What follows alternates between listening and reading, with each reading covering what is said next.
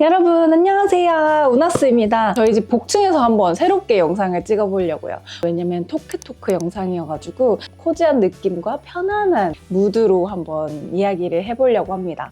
이제는 2024년이 2달도 안 남았잖아요. 이때쯤에 영상을 꼭 찍었으면 좋겠다. 그리고 마침 또 무무를 했는데 20대 때 꼭 해야 될 것들 아니면 후회했던 것들 위주로 이야기를 듣고 싶다고 하셔가지고 한번 준비를 해봤습니다. 뭔가 대단한 업적을 이룬 사람은 아니지만 지금 현재 나이가 한국 나이로는 33, 만 나이로는 31하고요. 제 구독자님들이 25세에서 34세 분들이 굉장히 많더라고요. 그래서 저와 나이 또래가 비슷하신 분들 혹은 20대 분들이 이 영상을 보고 조금이나마 이 언니는 이렇게 생각을 하고 있구나, 이 정도로 알아주시면 좋을 것 같아요. 첫 번째는 기승전 연애 카테고리를 잡아봤는데요. 연애는 주변에 30대 언니들이 있으신 분들은 그냥 무조건 듣는 말이 무조건 많이 해봐라. 이 소리 진짜 많이 듣잖아요. 제 친구들 중에 미혼이거나 아니면 연애를 20대 때 많이 안 해봤던 친구들은 무조건 이 연애 많이 해야 된다, 이거를 가지고 있더라고요. 근데 당연히 원래 사람은 후회하기 나름이잖아요. 그래서 물론 연애를 많이 안 해봤던 친구들은 그렇게 생각을 할 수 있는데, 저는 소개팅도 굉장히 많이 받은 케이스고 자만추로도 많이 만났던 사람이에요. 그러한 면에서는 무조건 동의를 하는데, 연애를 많이는 해보되 좀 쎄한 연애들 있잖아요. 뭔가 안광이 사이언스라고 좀 사귀다가 또 만나보다가 좀 별로인데 계속 바보같이 만나고, 이런 연애는 좀 비추하는 편이에요. 대신 진짜 뜨겁게 엄청 사랑하는 그 마음을 갖게 만드는, 그리고 나의 자아 성찰을 할 수 있게끔 만들어주는 연애 무조건 해보셔야 됩니다. 이 사람이 너무 좋은데 나한테 상처만 줄 것 같다. 근데 솔직히 바람둥이여도 내가 끌리면 어떻게 만날 수밖에 없거든요. 근데 거기 그 만나고 난 뒤에 뼈저리게 느껴요. 어차피 답정너처럼 너 만나지 마 해도 만나게 되는데, 30살이 되면은 20대 때 아팠던 애기 때문에 30대 때 똑같은 실수를 잘 반복을 안 해요. 20대 때 했던 연애는 단둘이 있을 때 나왔던 그 바이브 있잖아요. 친구들한테는 나오지 않는 그 나만의 찌질함?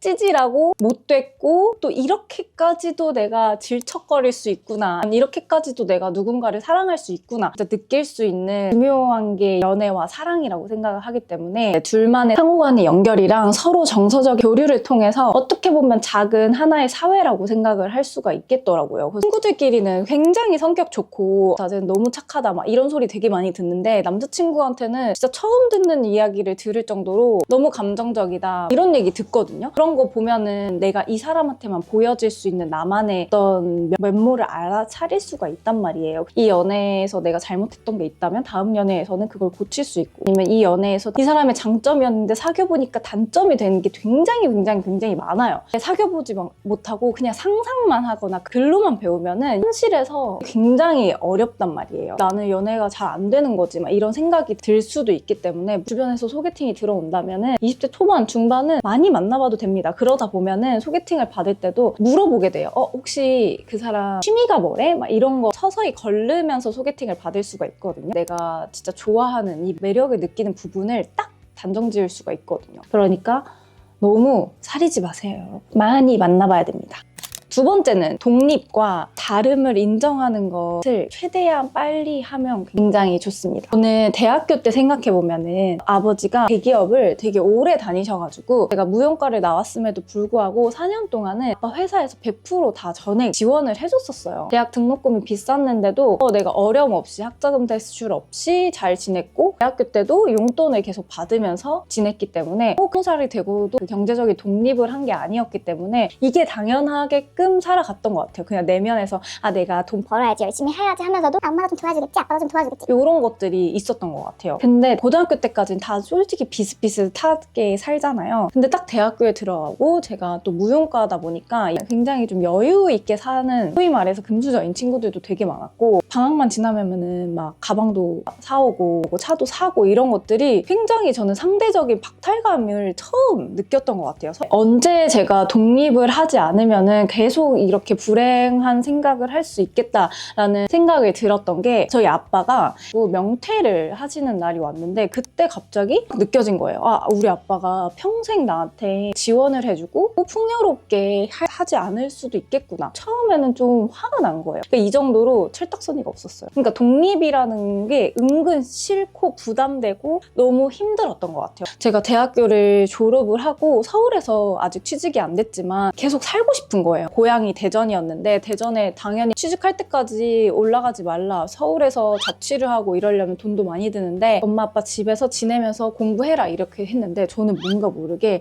그래도 못 먹어도 큰 물에서 놀아야 되지 않겠나라는 생각이 점점 들면서 경제적인 독립, 내가 뭘 하지 않으면은 엄마 아빠에게 자유를 얻지 못하겠구나라는 생각이 들었어요. 그래서 그냥 나 한 번만 도와줘라 해가지고 완전 독립은 아니었지만 보증금을 조금 엄마 아빠한테 받아가지고 서울에 자취를 시작을 했는데 저는 그게 굉장히 제 스스로 뭔가를 크게 하겠다고 한 게 그게 처음이었던 것 같아요. 낯설고 힘들었지만 굉장히 뿌듯함도 같이 있었거든요. 그때 미친 듯이 승무원 준비를 하고 꿈을 키우고 나서 승무원이 되면서 엄마 아빠가 그때 얘기를 하셨던 게 네가 서울에 굳이 올라가서 산다고 했을 때는 굉장히 걱정이 많았는데 네가 알아서 하는 모습을 보니까 자랑스러웠다 이렇게 얘기를 해주셨거든요. 그래서 제가 그 안에서 취준 생활이 진짜 힘들잖아요. 나만 취직 안 되는 것 같고 막 이런 생각이 드는데 그 독립을 얻음으로써 그 스스로 할 수 있다는 힘을 기를 수가 있어가지고 너무너무 잘했다는 생각이 들었고 30대가 되어보니까 아직까지도 독립을 완벽히 못한 친구들은 좀 걱정이 많은 것 같더라고요. 저도 물론 걱정이 많고 두려움도 많고 불안감도 있는 편인데 내재되어 있는 게 나는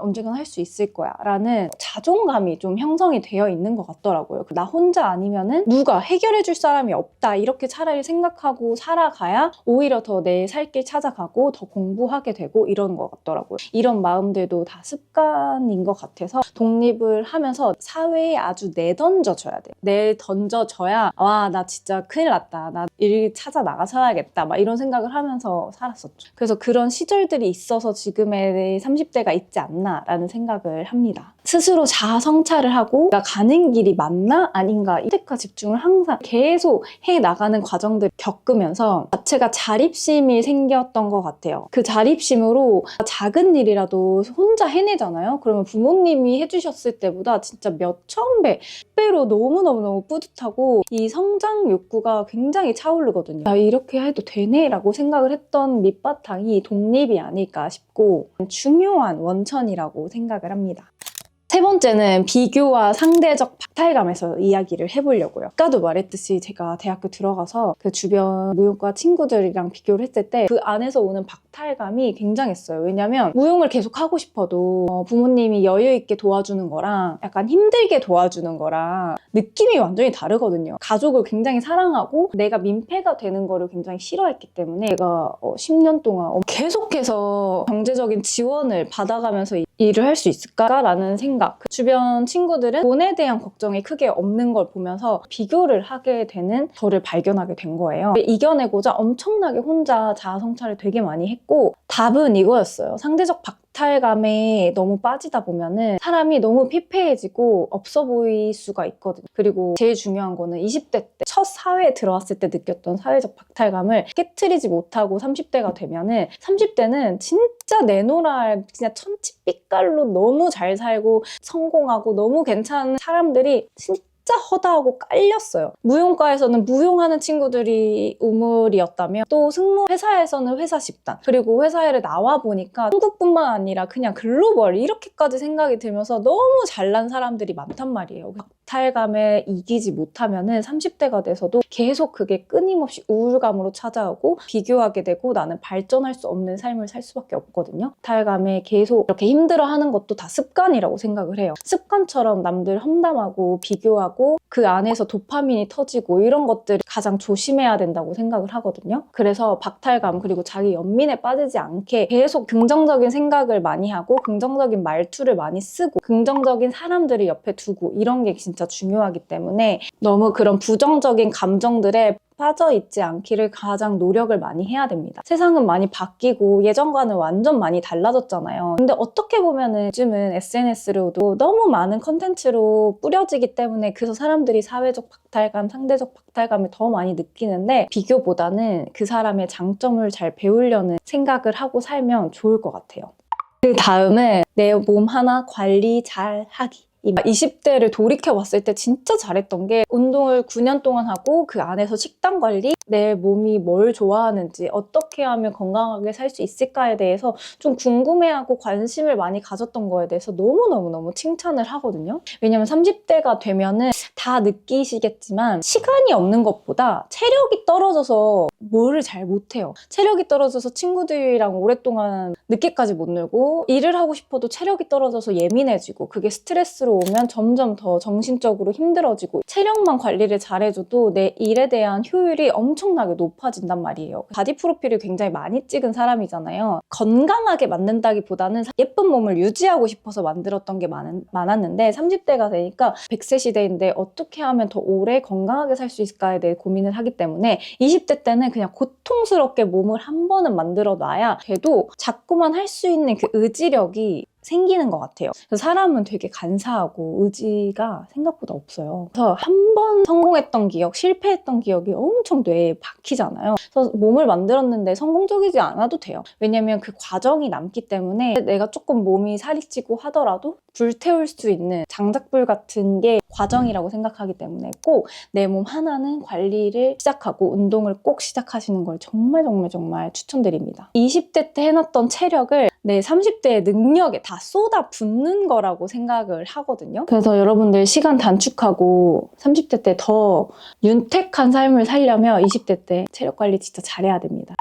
그 다음은 소비 카테고리를 넣었는데요. 경제 공부를 해라 막 이런 거는 말씀 못 드리겠어요. 왜냐면 이건 저도 안 했고 더 빨리 했으면 좋았을 텐데 저는 경제적인 거는 어쨌든 관심은 갖고 살면 좋긴 좋아요. 저는 경제 교육을 어렸을 때 부모님한테 받은 편은 아니거든요. 지금 제 친구들 보면은 막 주식 통장, 코인 아니면 부동산 뭐 이런 거 공부해가지고 자식들에게 물려주려고 엄청 공부를 많이 하더라고요. 이게 되게 아쉽긴 아쉽지만 제가 20대 때 생각해보면은 소비를 많이 했지만 다행인 거는 너무 눈을 높여서 명품을 산다던가 내 월급과 맞지 않은 너무 고가의 제품들을 사지는 않았던 것 같아요. 대신 저도 할부도 많이 하고 월급쟁이가 룰루레몬 막 몇 개, 몇십 개씩 사고 이러는 거 되게 힘든 일이에요. 그래서 PT도 막 2, 3천씩 쓰고 막 이랬잖아요. 필요한 것들 중에 눈에 보이진 않아도 내가 건강하게 삶을 윤택하게 살 수 있는 것에 대해서는 굉장히 아끼지 않고 썼던 것 같아요. 뭐 옆에 친구가 사니까 따라 사고 이런 것보다는 내 소신 있게 어떤 것에 투자를 할지 그리고 배우는 것에는 최대한 아끼지 말고 알바를 해서라도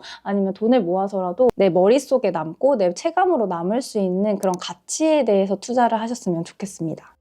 그리고 여러분 마지막은 제가 요즘 드는 생각은 노력한다고 해서 다 내가 원했던 결과치 돌아오지는 않지만 기회는 항상 온다는 걸 말씀해드리고 싶어요. 노력한다고 해서 다 된다 이런 거는 제가 겪어보니까 생각했던 결과치까지 다다르지 않을 때도 많았어요. 물론 생각보다 어머? 이거 이 정도면 되게 괜찮은데? 라는 결과도 얻은 적도 있지만 그런 적은 많지는 않단 말이에요. 저도 9년 동안 다닌 회사에서 진급을 한 번도 못 했잖아요. 근데 대신 맨날 우울해 한다던가 이랬으면은 지금의 제가 없겠죠? 그럼에도 불구하고 회사에서 저도 놓치고 싶지 않아가지고 최대한 할 수 있는 건 했어요. 회사를 알리기 위한 마케팅 팀에 들어가서 일을 한다던가 비행기에서 손님들에게 엄청 친절하게 동료들과 잘 지내는 이런 것들도 다 저의 노력의 한 부분이라고 생각을 하면서 그 안에서 좀 시간을 더 내서 나의 미래에 더 투자할 수 있는 좋아하는 일에 투자를 하면서 시간을 더 할애하면서 지냈잖아요. 그랬더니 다행히 이렇게 구독자님들에게